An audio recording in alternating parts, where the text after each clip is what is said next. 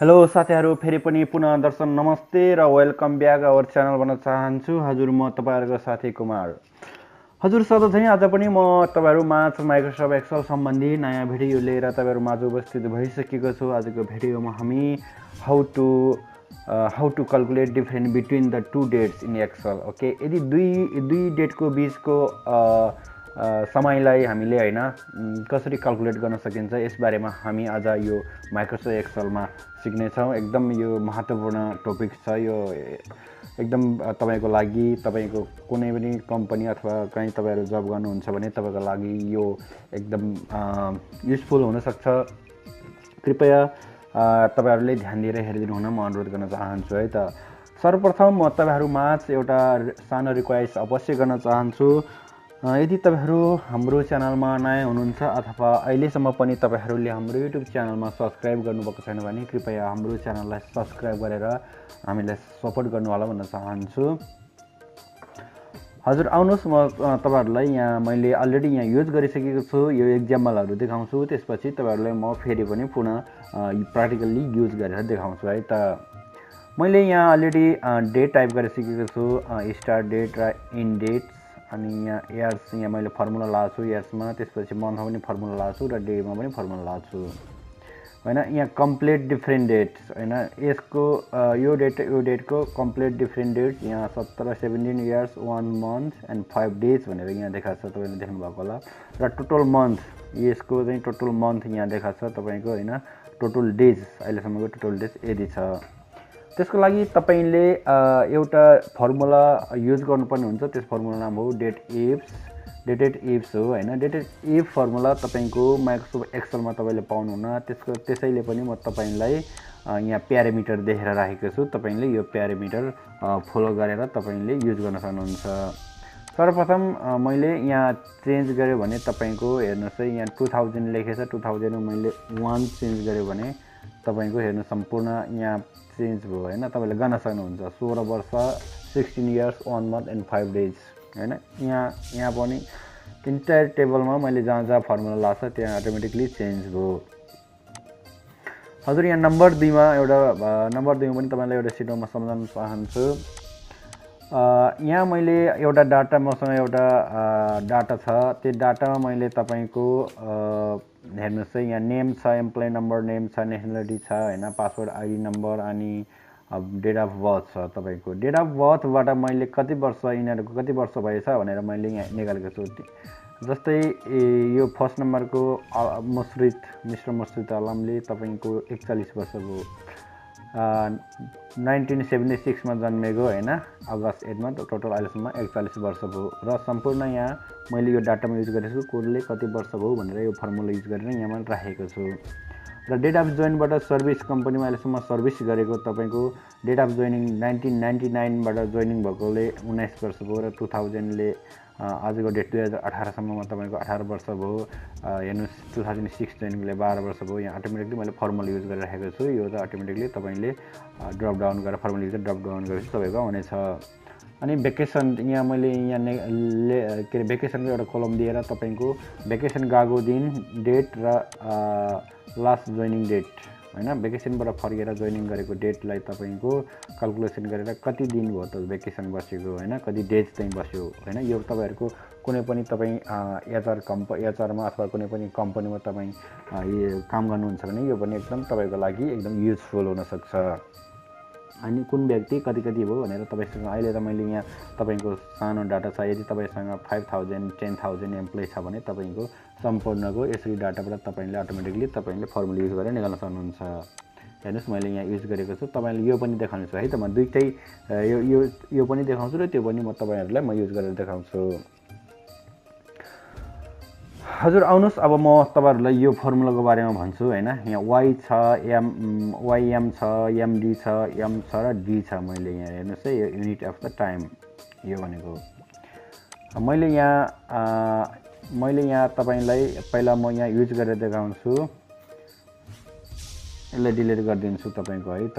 हेर्नुस् म यसलाई डिलिट गरिदिन्छु। त्यसपछि म यहाँ तपाईहरुलाई इक्वल टु डेटेड इफ हेर्नुस् यो एक्सेलमा यो फर्मुला छैन। तपाईले एक्सेलमा यो फर्मुला भेटाउन सक्नुहुन्न डेटेड इफ त्यसपछि start date okay start date मैले एक्जाम्पलको लागि मैले स्टार डेट यो क्लिक गरेँ हैन स्टार डेट कमा त्यसपछि end date okay end date अथवा तपाईले टुडे आजको डेट राख्न सक्नुहुन्छ मैले यहाँ आजको डेट राख्दिएँ इन डेट राख्न सक्नुहुन्छ तपाईले अथवा तपाईले टुडे राख्न सक्नुहुन्छ टुडे मैले टुडेको डेट राखेँ क्लोज द ब्राकेट यसरी टुडे राखेर क्लोज ब्राकेट गरेँ कमा त्यसपछि तपाईले डबल कर्सर राख्नुहोस् डबल कर्सर भित्रमा वाई क्लिक गर्नुहोस् क्लोज द डबल कर्सर अनि क्लोज द ब्राकेट गरिदिनुहोस् ल हेर्नुहोस् आजको दिनसम्म 2001 बाट आजको दिनसम्म 2018 सम्म 17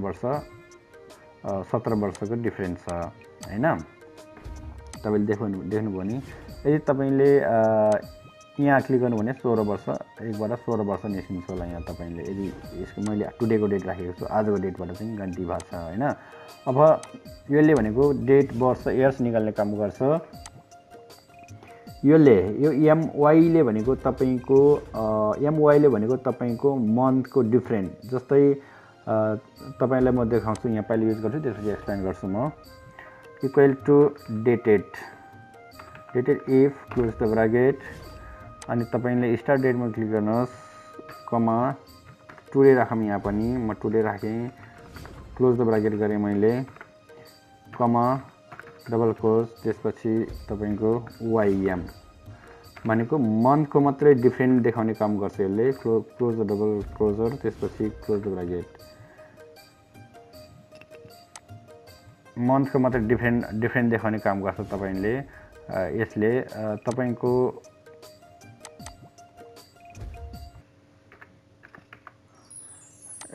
छ भने आज अहिले भनेको 5 महिना हैन भनेपछि तपाईको 11 महिनाको डिफरेन्ट देखायो यहाँ हैन मन्थ 11 महिनाको डिफरेन्ट देखायो यसले मन्थको मात्रै डिफरेन्ट गर्ने मन्थको मात्रै तपाईले यो डेटलाई पनि इग्नोर गर्छ त्यसपछि तपाईको डेलाई पनि अनि इयर्सलाई पनि इग्नोर गर्छ मन्थको मात्रै डिफरेन्ट देखाउने काम गर्छ यसले एमडी भनेको यसले मन्थलाई पनि इयर्सलाई पनि इग्नोर गर्छ डे मात्रै देखाउने काम गर्छ है त यसले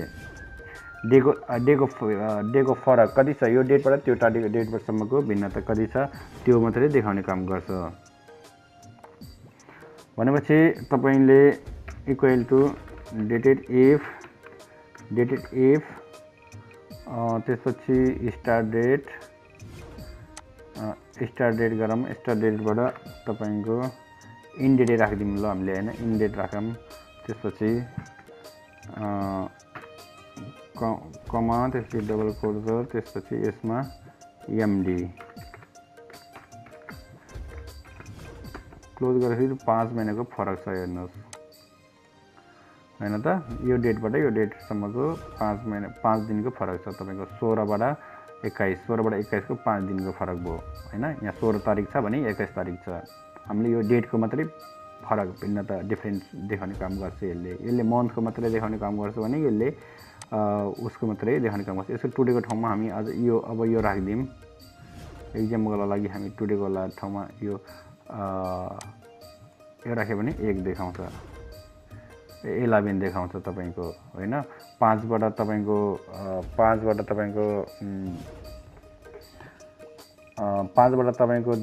5 बाट 6 7 8 9 10 11 12 7 महिना 1 2 3 4 5 11 ठ्याक्कै 11 महिनाको डिफरेन्ट यसले देखायो हैन अब यहाँ यो एमले तपाईको टोटल कति मन्थ हो अहिलेसम्म यहाँबाट यहाँसम्मको टोटल मन्थ तपाईको यो एमले देखाउने काम गर्छ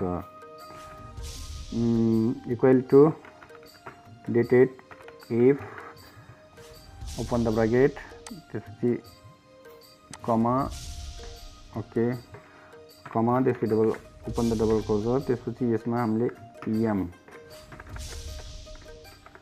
अहिलेसम्म तपाईको 2001 महिना 6 महिना 16 2001 6 महिना 16 गतेबाट 2017 5 महिना 21 गतेसम्म कति मन्थ भयो त 191 महिना भएछ यसको बीचले मन्थ मात्रै कति छ यसको बीचमा मन्थ मात्रै देखाउने काम गर्छ यसले हैन एमले त्यसपछि तपाईले यो युज गर्नुपर्ने हुन्छ। यो कोड तपाईले भुल्नुहुन्न यो फर्मुला युज गर्नको लागि र यो प्यारामिटर कसरी युज गर्ने हैन यो भुल्नुहुन्न तपाईले।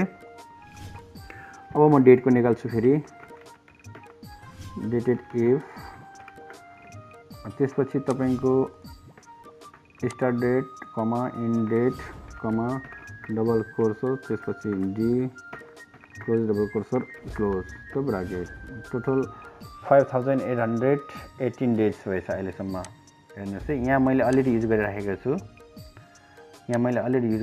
छु हेर्नुस् हैन तपाईले देख्नु भएको होला यहाँ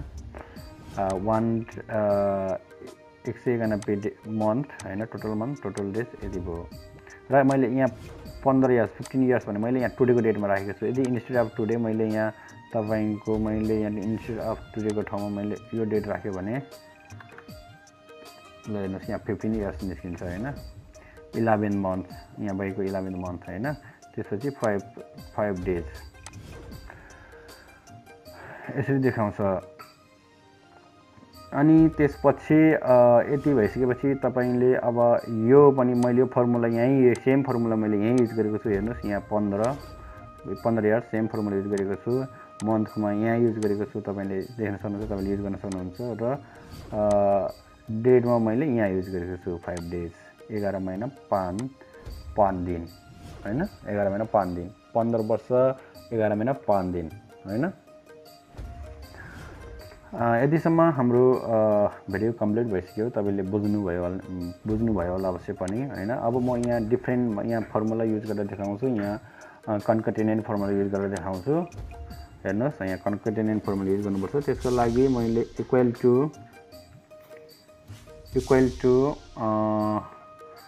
मैले यहाँ यसलाई 50 यो सेललाई इयर्स को सेललाई सिलेक्ट गरे त्यसपछि एन्ड त्यसपछि डबल कोर्सर त्यसपछि स्पेस यस फेरि space double courser space and फेरि पनि यसलाई क्लिक गरे फेरि एन्डले क्लोज गरे अनि डबल कोर्सर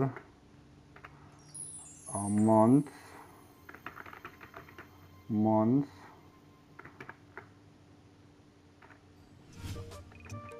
स्पेस दिन्छु मन्थ्स अनि फेरि एन्ड राख्छु म यसलाई सिलेक्ट गर्छु फेरि एन्ड राख्छु म ओके डबल कोर्सर अनि फेरि डेज राख्छु डबल कोर्सर। तपाईको मैले यहाँनिर स्पेस गर्नुपर्ने हुन्छ। हेर्नुस् यहाँ मैले यहाँ 2-3 ठाउँमा स्पेस गर्नुपर्ने हुन्छ। तपाईको मन्थ यहाँनिर मैले स्पेस गर्नुपर्ने हुन्छ। यहाँ पनि स्पेस गर्नुपर्ने हुन्छ। यहाँ पनि स्पेस गर्दैन यहाँ पनि स्पेस गर्दैन स्पेस गर्दैन। ल हेर्नुस् यसरी यसलाई चाहिँ यो कन्केटेनेन्ट फर्मुला युज गरेर तपाईले निकाल्न सक्नुहुन्छ। हजुर मैले कन्केटेनेन्ट फर्मुला बारेमा पनि अलरेडी भिडियो अपलोड गरिसकेको छु। यदि तपाईले अहिलेसम्म पनि त्यो भिडियो हेर्नु भएको छैन भने तपाईले हाम्रो युट्युब च्यानलको प्लेलिस्टमा गएर तपाईले हेर्न सक्नुहुन्छ। त्यहाँ अलरेडी मैले अपलोड गरिसकेको छु। यदि तपाईहरुले हेर्नु भएको छैन भने हजुर यसरी युज गर्न सकिन्छ। एकदम युजफुल छ यो फर्मुला र मैले यो दुईटा सिट नम्बर 2 मा चाहिँ मैले सिट 2 मा चाहिँ तपाईले यहाँ युज गरेर राखेको छु। अलरेडी सेम फर्मुला हो मैले यहाँ जस्ट युज गरेर राखेको छु। यहाँ हेर्नुस् मैले यसलाई डिलिट गर्दिए र यसलाई पनि डिलिट गर्दिए हैन। टोटल हामीलाई टोटल कति वर्ष भयो त भन्ने निकाल्नु छ भने तपाईको equal to Datedif close the bracket open the bracket अनि यसलाई क्लिक गरेर तपाईले ओपन द ब्राकेट सरी यहाँ मैले अलिकति यो सानो भयो कलम हैन इक्वल टु Datedif तपाईले यसलाई डेट अफ बर्थ सिलेक्ट गर्नुहोस् कमा त्यसपछि टुडे क्लिक गर्नुहोस्। तपाईले टुडे डबल कोर्स अनि तपाईले कमा ओपन अनि वाई भनेको हाम्रो एज छैन त मैले अघि नै बताइसकेको छु तपाईलाई क्लोज ब्राकेट हेर्नुस् 41 वर्ष भयो होइन त ल हेर्नु ड्रप डाउन गरिदिनु सम्पूर्ण डेट बर्थ अनुसार अटोमेटिकली यसले भ्यालु दिनेछ यहाँ त्यसपछि सर्भिस जोइनिङ डेटबाट कति वर्षभित्र कम्पनीमा काम गरेको भन्ने हेर्नको लागि फेरि सेम फर्मुला युज गर्नु पर्यो हामीले हैन डेटेड इफ त्यसपछि हामीले योलाई डेट अफ द जोइन लाई सिलेक्ट गरे कमा त्यसपछि टुडेको डेटसम्म अहिलेको सम्म हैन डबल कोट त्यसपछि कमा हामीलाई चाहिएको फेरि पनि इयर चाहिँ हैन कति वर्ष भयो क्लोज द ब्राकेट 19 वर्ष भयो यसले डेट अफ जोइनिङको अनुसार 19 वर्ष भयो कम्पनीमा सर्भिस गरेको हेर्नुस् अटोमेटिकली डेट अफ जोइनिङ अनुसार अटोमेटिकली अब यहाँ सर्भिस इयर्स अटोमेटिकली निस्किन्छ अब यहाँ भ्याकेसनको चाहिँ हामीले यति तारिखबाट 1 तारिखसम्म गएपछि कति डेज चाहिँ भ्याकेसनमा चाहिँ लिभमा मान्छेहरू चाहिँ लिभ कति दिनको लिभ चाहिँ मान्छेले लिए त भन्ने विषयमा हामीले निकाल्नु पर्दा सेम फर्मुला युज गर्नुहोस् डेटेड इफ त्यसपछि तपाईको यो डेट कमा यो डेट तपाईको त्यसपछि ओपन द डबल कोर्सर हैन कमा दिनुहोस् ओपन द डबल कोर्सर त्यसपछि डे क्लिक गर्नुहोस् डेको लागि ल हेर्नुहोस् हैन 71 डेज निस्क्यो तपाईले क्याल्कुलेटरबाट नै हिसाब गर्न सक्नुहुन्छ कति दिनसम्ममा हो भनेर यसरी यो फर्मुला युज गरेर यो तपाईको ठुलठुलो जबहरुलाई पनि साधारण तरिकाले एकदम सजिलो तरिकाले तपाईको जबहरुलाई पनि हैन निभाउन सक्नुहुन्छ एकदम युजफुल ट्रिक छ यो तपाईले अवश्य पनि राम्रोसँग सिक्नु होला यदि तपाईले जान्नुभयो भने तपाईको काममा एकदम काम लाग्न सक्छ भन्न चाहन्छु हजुर आजलाई यदि भन्दै म यो भिडियो यही अन्त्य गर्न चाहन्छु अब भने म अर्को भिडियोको साथ तपाईहरु माझ अवश्य उपस्थित हुने छु भन्ने बाचा गर्दै आजलाई म बिदा माग्न चाहन्छु हजुर नमस्ते बाइ बाइ जय नेपाल।